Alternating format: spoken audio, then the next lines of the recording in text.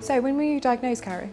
I was diagnosed at 18. I was admitted to hospital and that's when I got diagnosed. So after about 6 months of me initially going to the doctor. What about you? I was 16 when I was diagnosed, but I'd been ill for a long time, but they put it down to growing pains, fibromyalgia, ME, all of these things before they thought of arthritis. How about you? Yeah, I was 3, so I'm guessing mine's really different to both of you because you know what life was like beforehand, and then you've got GIA, and then I've only ever really known living with it forever, so it's slightly different.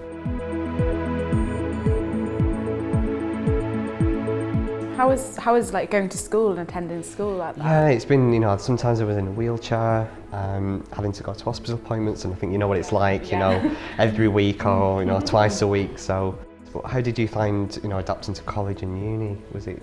Well, I was actually in year 11, so I was in my GCSE year when I was diagnosed. See, all the people at my school had no idea. Nobody really, they'd heard of it because their grandparents probably have it, but not because they have it or, anybody young has it. So they were really confused by it. And then when I went to sixth form, again, I was really poorly and I was unable to sit my exams. Yeah, I sat my exam in my pyjamas, so.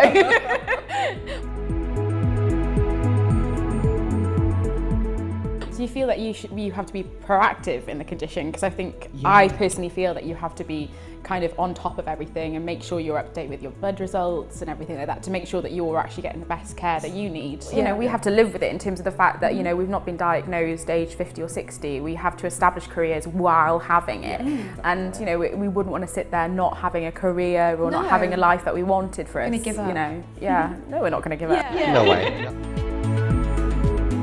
When I was doing my GCSEs, so not long after I'd been diagnosed, it was approaching my biology exam, and it was a really important one for me because I wanted to go on and study science after, so I had to do well. And I was really, really poorly. I'd been in hospital that morning and they sort of said, no, I don't think you should go back to school, I think you need to sort of stay here. And I was going, no, I need to sit this exam, I need to do it.